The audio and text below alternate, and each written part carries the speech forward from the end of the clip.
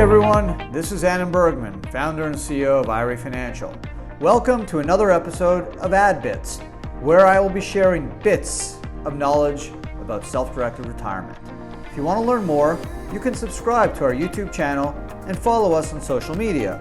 Just search IRA Financial. Hey everyone, and welcome to another episode of AdBits. I'm Adam Bergman, tax attorney and founder of IRA Financial. And on today's episode, holding gold coins in an IRA at home, possible or not?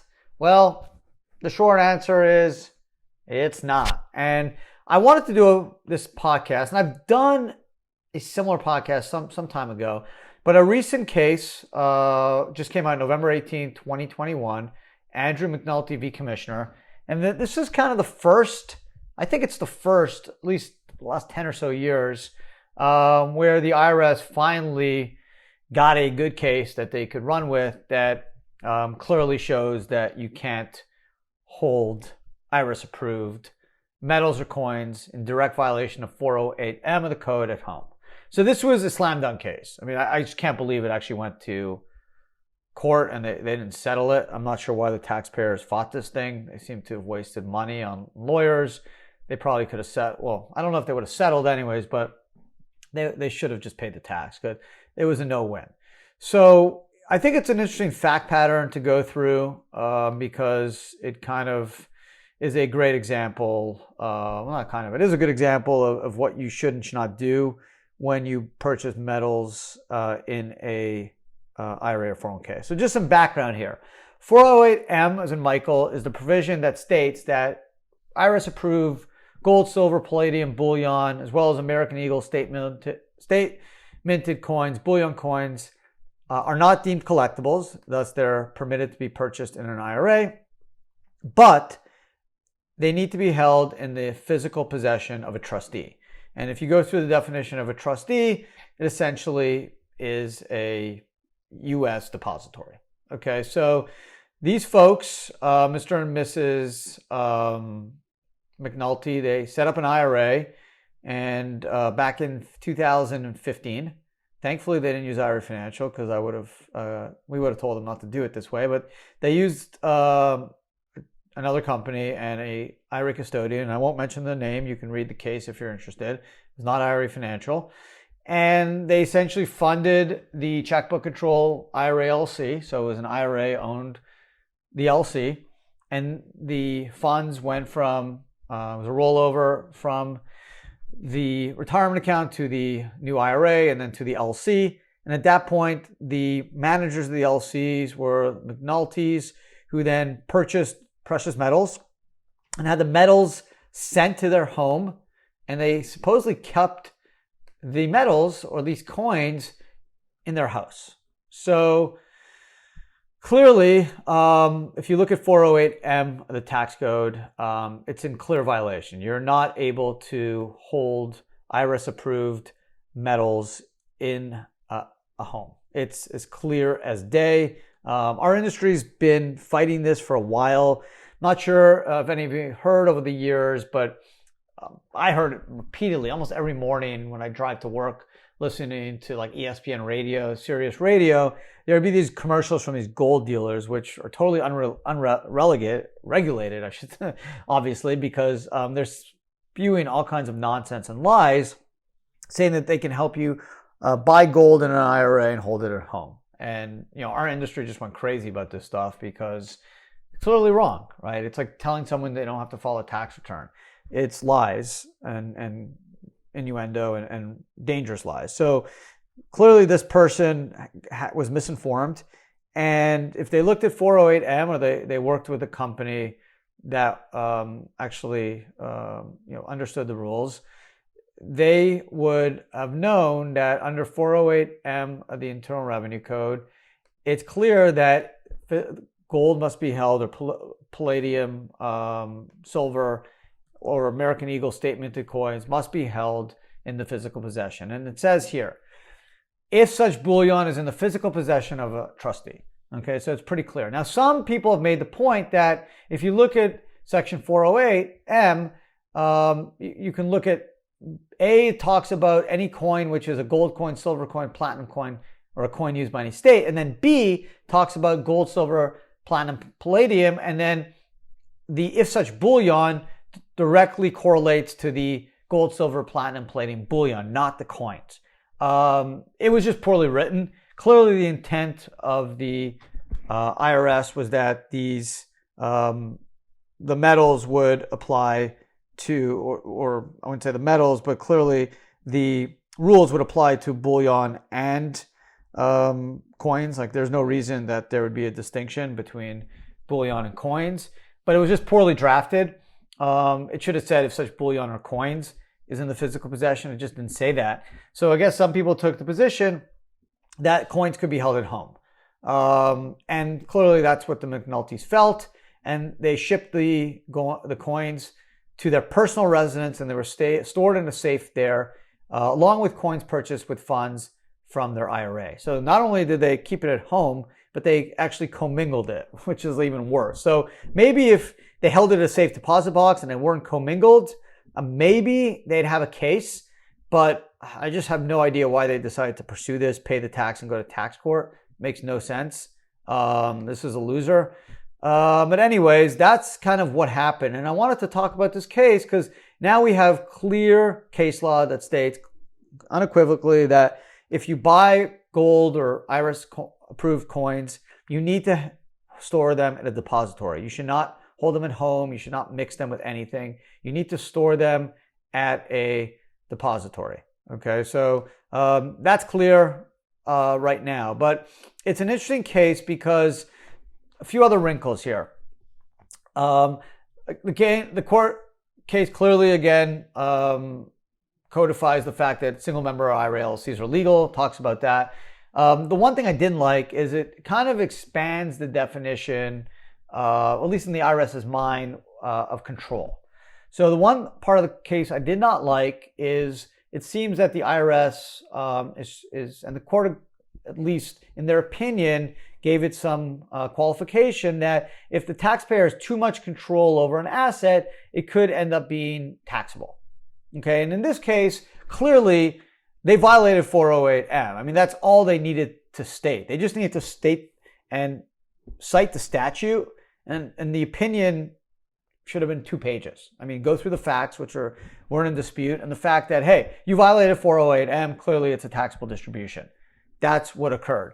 But the court went into some length and talked about the fact that the taxpayer exercised control over the asset, right? And they talked about that. The fact is, it's not the intent for the taxpayer to have control over the coin. So they wrote here, it is on the basis of Miss McNulty's control over the coin that she had a taxable distribution. Well, they didn't need to say that. All they need to say is that McNulty violated 408M.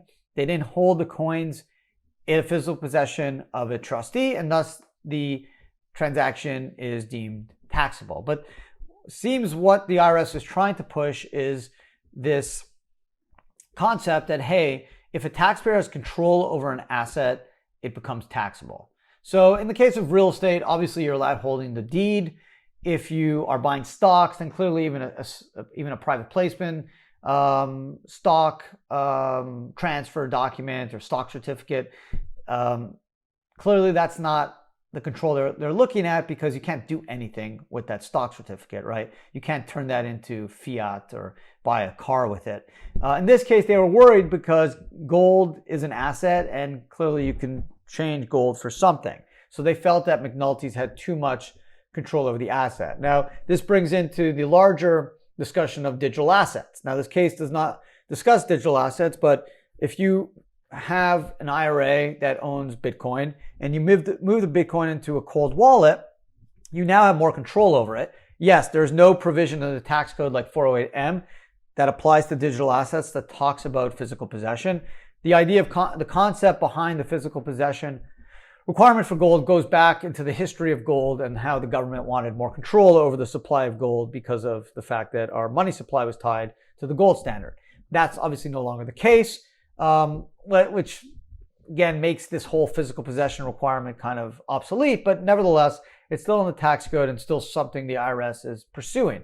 So how does this even apply to digital assets? So on one side, yeah, you can make the argument that personal control over IRA assets by the IRA owner is against the nature of an IRA. And that's what the IRS is at least seemingly trying to stop, right? In the opinion, it talks about Miss McNulty has complete, unfettered control over the coins and was free to use them in any way she chose. This is true irrespective of the LLC's purported ownership of the coin. So taking this to digital assets or Bitcoin, the fact that, hey, if you move Bitcoin off Gemini into a cold wallet, you do have complete unfettered control over that digital coin. Now, does that create a taxable distribution? It could, right? We don't know. We don't know. This is the first case now that talks about, at least there's some framework in the opinion that gives credence to the fact that the tax court, based off the IRS's discussion, is now focusing on complete unfettered control, right? And digital assets like cryptos are somewhat akin to gold, right? A lot of people have claimed Bitcoin as a digital gold. This doesn't really apply, as I mentioned, to real estate or other assets because there is no value in holding a stock certificate. It doesn't have any value, right? It's immaterial. You need to hold the stock certificate somewhere, but you can't go to a store and change the stock certificate, exchange it for a slice of pizza or something. Where digital assets you could, right? If you have Bitcoin in a cold wallet in your IRA, even if it's separate from the personal Bitcoin you own, technically you can change it to fiat and you have unfettered control over those coins. So it is something that we're going to have to look into. This is, again, this opinion letter this court, the case opinion was just released November 18, 2021. So that's something we need to look into. Again, just going through the document, it states in many occurrences, hey, Miss McNulty took possession of the coins and had complete control over them. Accordingly, she had taxable distribution. So if you have cryptos in a cold wallet, you have control over them, even if they're tied into your IRA through Gemini. That could be an issue. Now, there's something we're going to look into in terms of security. Can we try to restrict who they can be sent to? So we have some ideas that we're working with our security team. But I wanted to mention this because it's something that's fluid. As I mentioned, this case just was recently published. So this is the first published case that talks about control and is in relation to 408M. Now, when I first read this opinion, it was super clear, again, that this was in violation of 408M. But what I was a little bit surprised about how the court went into so much detail about control when it just wasn't necessary. This was a 20-page tax court opinion, to be exact, 27 pages, 26 pages. It should have been 3 pages, right? There's nothing else they needed to say. All they needed to say is that it violated the statute, 408M, because it wasn't in physical possession of a trustee. I'm not sure, again, why they even went this far. They didn't argue that they got any professional advice. They just basically argued that the IRA LLC would have allowed them to do this, which makes no sense. So kind of a slam dunk case. It's clearly why the IRS pursued it. And that's simply why it kind of went this far. It didn't have to. They should have just paid the tax and moved on. But this is what we have. So taking what we can learn from this case is from a digital asset, it doesn't apply really anything other than precious metals or digital assets. If you own private placements or real estate or stocks or ETFs or loans, this case won't have much application to you because you clearly don't have control over the money when you hold a loan note or you hold a private placement stock certificate or you hold a real estate deed. But when you hold gold or you hold Bitcoin and you have some control over it, there is some cause for concern. Clearly, 408M would just take out the whole argument for precious metals or coins. But for digital assets like Bitcoin, we need to kind of dig a little deeper, spend some time evaluating and analyzing this case, and then see what controls we can put in to make the case that if you hold cryptos in a cold wallet, which a lot of people do, why? Not to be spiteful, not to have any more control, but just to not to protect those assets from fraud, right? That's the big thing, is that there's hacks and people want to protect their cryptos from hacks. And they feel a lot safer if they're off the exchange where they control the private keys and they're off the internet and they're in a cold wallet and they're in a safe. And the question is, how much control do you have over that? And is it too much control? And will the IRS argue that's a taxable distribution? We don't know. There's no case law. Obviously, digital assets are quite new. Precious metals have been around for a long time, and this is really the first case about control in violation of 408M. So there'll probably be some time until we learn more about how this can apply to digital assets. But anyways, this is something that we're looking at, talking to our attorneys, something I'm researching as well as a tax attorney, and looking at and talking to our tech folks about ways that we can give people control of the cryptos. Well, I don't want to say control. I want to say access to the cryptos in a cold wallet without having total control, where they're still directly linked to the IRA. So there you go. That is the case. I'll do a blog about this as well. It's McNulty, the commissioner. The citation on it, I'll give you the citation if you're interested. I'm also going to do a blog on this if you're interested to read. It's 1377-19 or 157 TC number 10. That's the site, the 157 tax court number 10, and you can read it. It's pretty easy read, well-written opinion, but it did go into some depth on the concept of control. So anyways, if you have American Eagles or gold, silver, palladium, bullion, do not hold them at home. Hold them in a depository. It's safe, it's secured. Yeah, it does cost a little bit more money, but it's required by the tax code, so you have no choice. When it applies to digital assets, we shall see. Right? I personally do. I've thought about holding. I don't want to say anything at this point, but so if the IRS is listening, they don't need to audit me. But I've thought about holding my IRA Bitcoin in a cold wallet, just from a security standpoint, right? Not to be spiteful or to circumvent rules, but obviously just to protect my cryptos from hacks. So I do think it's a different analysis than gold, because first of all, there's no statute. 408M does not apply to digital assets, so that whole physical possession requirement does not apply to digital assets. Clearly, the case, the court is trying to expand it to other assets. They didn't mention digital, but we'll see how it shakes out. So to be continued, I would say. But other than that, thank you so much for listening. Interesting case. There has been a lot of interesting IRA cases in the COVID time. So I thought this was pretty interesting, and appreciate you guys sticking with me for a few minutes today, and subscribe if you haven't already.